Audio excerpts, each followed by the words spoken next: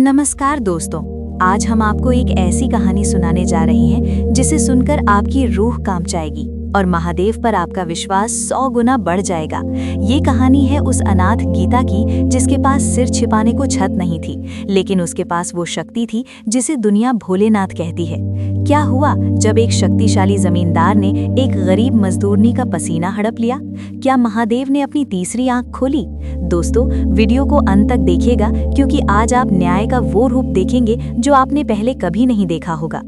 शकरपुर नामक उस प्राचीन और पवित्र ग्राम की पावन परिधि में गीता नाम की वो कन्या केवल एक साधारण मानवी नहीं, बल्कि इस कलयुग में धैर्य, तितिक्षा और अडिग आत्मविश्वास की साक्षात प्रतिमूर्ति थी, जिसके जीवन का प्रत्येक क्षण अभावों की भीषण आंधी में एक टिकटिमाते हुए दीपक के समान था। और माता पिता के संरक्षण के बिना वो इस संसार के निष्ठुर झंझावातों को अपनी शिव भक्ति के वज्र कवच के बल पर झेल रही थी, जिसके पास भौतिक संपदा के नाम पर केवल जर्जर और खंडहर नुमा कुटिया थी, जिसकी दीवारें समय की मार से जीर्ण होकर अपनी व्यथा सुनाती थीं। किंतु उसके हृदय के पावन मंदिर में महादेव की भक्ति का अनन्य और अखंड प्रकाश सदैव प्रज्वलित रहता था, जो उसे हर विपत्ति में संबल प्रदान करता था। एक ऐसी दाहक दोपहर जब सूर्यदेव अपने पूर्ण प्रचंड रौद्र रूप में आकाश के मध्य विराजमान होकर धरा से अग्नि की वर्षा कर रहे थे और समस्त चराचर जीव जंतु शीतलता की खोज में व्याकुल होकर हाहाकार कर रहे थे, तब गीता दिन भर के अत्यंत कठिन और कमर तोड़ शारीरिक श्रम के उपरांत पसीने से तरबतर होकर अपने गंतव्य की ओर लड़खड़ाते कदमों से बढ़ रही थी। तभी उसकी थक हार चुकी देह को एक अति प्राचीन, गगनचुंबी और सघन वट वृक्ष की शीतल सुखद छाया ने अपनी गोद में आश्रय दिया, जहां उसकी दिव्य पारखी दृष्टि अचानक कंकड़ पत्थरों और सूखे पत्तों के ऊंचे ढेर के नीचे दबे एक अलौकिक शिलाखंड पर पड़ी, जिसकी अद्भुत नैसर्गिक बनावट किसी सिद्ध शिल्पी द्वारा सहस्त्रों वर्षों पूर्व तराशे गए ज्योतिर्लिंग के समान अत्यंत मनमोहक और भव्य थी। और उस निर्जन वन के एकांत में देवादिदेव भगवान आशुतोष के ऐसे उपेक्षित और धूल धूसरित स्वरूप को निहारकर गीता के अंतर मन में करुणा और वात्सल्य का सागर हिलोरे लेने लगा, तथा उसने उसी क्षण अपनी आत्मा के साक्षी भाव से ये अटूट और भीष्म संकल्प धारण किया कि वो अब से अपने प्रत्येक दिन का मंगल आरंभ इसी वन देवता के अभिषेक, अर्चन और वंदन से करेगी, जिसके पश्चात प्रतिदिन ब्रह्म मुहूर्त की प्रथम किरण के साथ वो पवित्र गंगाजल, सुगंधित वन्य पुष्पों और त्रिदल बेलपत्रों से उस निराकार स्वरूप को साकार रूप में पूजने लगी, जिससे उस संपूर्ण वन क्षेत्र का कण कण आध्यात्मिक ऊर्जा और दिव्य स्पंदन से ओतप्रोत हो उठा। इसी नियति के विचित्र खेल में गांव के सबसे वैभवशाली, मदोन्मत्त, अहंकारी और कुबेर के समान असीम धनी जमींदार ने अपनी 7 मंजिला विशाल अट्टालिका के नव निर्माण का एक महायज्ञ रूपी कार्य प्रारंभ किया, जिसके लिए उसे ऐसे निष्ठावान सेवकों की महती आवश्यकता थी जो बिना थके पत्थर को तराश सकें। और गीता को अपनी प्राण प्रिय सहेली मीना के साथ वहां अत्यंत कठिन परिश्रम का कार्य प्राप्त हुआ, जहां उस पाषाण हृदय जमींदार ने पूरे गांव के सम्मुख ये उद्घोषणा की थी कि वो प्रत्येक परिश्रमी को 2 समय का पूर्ण सात्विक तृप्तिदायक भोजन और 100 रुपए की दैनिक नकद मजदूरी प्रदान करेगा। जिसे सुनकर गीता के निराश मन में आशा की एक नवीन ज्योति जागी, क्योंकि उसने सूक्ष्म गणना की थी कि 40 दिनों के इस भीषण श्रम यज्ञ से प्राप्त होने वाली 4000 रुपए की कुल धनराशि से वो अपनी उस टूटी फूटी छत को पक्का कर सकेगी, जो वर्षा के क्रूर दिनों में उसे और उसके बचे खुचे सामान को जलमग्न करके रख देती थी और उसे पूरी रात भीगते हुए छत की ओर ताकने पर विवश कर देती थी।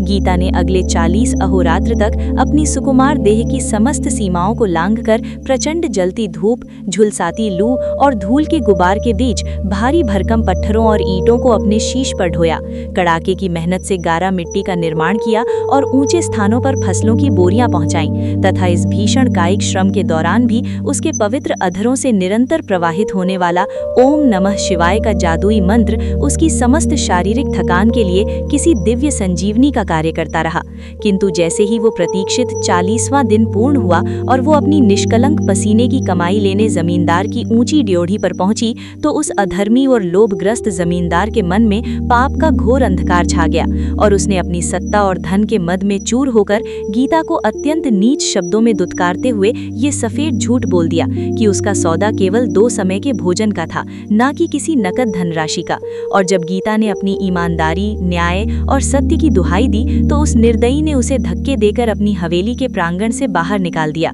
जिससे घोर अपमानित और हृदय से पूर्णतः टूटी हुई गीता सीधे अपने उसी निर्जन वन शिवलिंग की शरण में जा पहुंची और अपने अश्रुओं की अविरल महाधारा से महादेव का अभिषेक करते हुए न्याय की ऐसी मौन पुकार लगाई जिसकी करुण गूंज से कैलाश पर्वत पर विराजमान महाकाल का आसन डोल गया और तत्काल उस संपूर्ण वन प्रदेश में करोड़ों सूर्यों का दिव्य प्रकाश और करोड़ों चंद्रमाओं की शीतलता एक साथ प्रकट हुई तथा भगवान शंकर की अत्यंत गंभीर ब्रह्मांडीय गूंज सुनाई दी कि पुत्री, तेरी धैर्य और भक्ति की महापरीक्षा अब सफल हुई और तेरा न्यायोचित अधिकार अब स्वयं चलकर तेरे द्वार तक दस्तक देगा। उधर जमींदार जब अपनी गुप्त भूमिगत तिजोरी के सामने बैठकर अपनी अवैध संपत्ति का अहंकार कर रहा था, तभी नियति का वो भीषण और अमोघ चक्र चला और उसके देखते ही देखते तिजोरी के सारे बहुमूल्य नोट साधारण सफेद रद्दी कागजों के ढेरों में बदल गए तथा जब उसने अपनी स्वर्ण मुद्राओं वाली दूसरी गुप्त तिजोरी को खोला तो वहां हीरों और आभूषणों के स्थान पर अत्यंत विकराल और विषैले कालनाग फुफकारने लगे, जिसे देखकर उसकी एकमात्र पुत्री सुवेला भय के मारे चेतना शून्य होकर धराशायी हो गई और उसी क्षण साक्षात महाकाल अपने प्रचंड त्रिशूल, डमरू और सर्प मालाओं के साथ वहां प्रकट हुए, जिनकी विशाल जटाओं में मां गंगा की अविरल धारा और भाल पर ज्ञान का तृतीय नेत्र धधक रहा था और उन्होंने अपनी गगन भेदी गर्जना में उस पापी जमींदार को ये शाश्वत सत्य समझाया कि किसी निर्धन का हक मारकर उसके आंसुओं को सुखाकर अर्जित किया गया धन केवल सर्वनाशकारी विष और अकाल मृत्यु के समान होता है, जिससे जमींदार का समस्त मिथ्या अहंकार क्षण भर में भस्म होकर राख हो गया और वो अपने तुच्छ जीवन की भीख मांगते हुए प्रभु के चरणों में गिरकर प्रायश्चित के अश्रु बहाने लगा, जिसके पश्चात महादेव के कठोर और दिव्य आदेशानुसार जमींदार ने तत्काल गीता, मीना और गांव के उन समस्त शोषित मजदूरों को ससम्मान बुलाकर उनकी पाई पाई चुकाई और गांव के केंद्र में एक अखंड शिव अन्नपूर्णा लंगर की स्थापना की ताकि कोई भी श्रमिक या जीव कभी भविष्य में भूखा न सोए। और अंततः गीता ने अपनी उस झोपड़ी को एक अत्यंत सुरक्षित, सुंदर और पक्के गृह में बदलकर आत्मनिर्भरता के साथ ताजी सब्जियों का एक स्वाभिमानी व्यापार प्रारंभ किया, जहां वो आज भी प्रत्येक मंगल प्रभात में अपनी रेड़ी लेकर प्रस्थान करने से पूर्व उसी जागृत वन शिवलिंग पर गंगा जल अर्पित कर अपनी प्रथम और सर्वश्रेष्ठ फसल महादेव के चरणों में कृतज्ञता स्वरूप भेंट करती है, जिससे उसका संपूर्ण जीवन ईश्वरीय न्याय, अटूट श्रद्धा और कर्म योग की एक ऐसी कालजयी महागाथा बन चुका है जो युगों युगों तक समस्त मानव जाति को ये दिव्य संदेश देती रहेगी कि असत्य का अंधकार चाहे कितना भी सघन और भयावह क्यों न हो, सत्य का सूर्य उसे पराजित करके ही उदित होता है और महादेव के न्याय के विधान में कभी भी अंधेर नहीं होता, क्योंकि वे स्वयं ही सत्यम शिवम सुंदरम है। तो दोस्तों, ये थी गीता की वो अद्भुत और प्रेरणादायक कहानी जिसने हमें ये सिखाया कि भक्ति में वो शक्ति है जो पत्थर में भी प्राण फूंक सकती है और शून्य से शिखर तक का सफर तय करवा सकती है। आज के इस दौर में जहां इंसान का हक मारने में जरा भी नहीं हिचकता, वहां गीता का अटूट विश्वास हमें याद दिलाता है कि भले ही दुनिया की अदालतें न्याय करने में देर कर दें, लेकिन उस नीलकंठ महादेव की अदालत में कभी अन्याय नहीं होता। जमींदार की तिजोरी के नोटों का कागज बन जाना महज एक चमत्कार नहीं था, बल्कि उन सभी लोगों के लिए एक चेतावनी थी जो दूसरों के पसीने और आंसुओं पर अपने महलों की नींव रखते हैं। याद रखिएगा, जो धन अधर्म से आता है वो अपने साथ विनाश के बीज भी लेकर आता है। अगर आज की इस विशाल महागाथा ने आपके हृदय को स्पर्श किया है तो इस वीडियो को केवल एक कहानी समझकर न छोड़ें, बल्कि इसे अपने जीवन का हिस्सा बनाएं। अगर आप भी मानते हैं कि महादेव की तीसरी आंख सब देख रही है तो कमेंट्स में अपनी श्रद्धा के साथ हर हर महादेव या जय भोलेनाथ जरूर लिखें। इस वीडियो को अपने उन मित्रों और परिवारजनों के साथ साझा करें जिन्हें आज एक उम्मीद की किरण और ईश्वर के न्याय पर विश्वास की आवश्यकता है। हमारे इस छोटे से प्रयास को अपना प्यार देने के लिए वीडियो को लाइक करें और अगर आप हमारे इस आध्यात्मिक परिवार का हिस्सा बनना चाहते हैं तो चैनल को सब्सक्राइब करना ना भूलें और बेल आइकन को जरूर दबाएं ताकि महादेव की महिमा आप तक पहुंचती रहे। मिलते हैं एक और नई, रोमांचक और दिल को छू लेने वाली कहानी के साथ। तब तक के लिए अपना और अपनों का ख्याल रखें, धर्म के मार्ग पर चलें और सदैव मुस्कुराते रहें। सत्य ही शिव है और शिव ही सुंदर है। विदा लेते हैं आपसे। हर हर महादेव।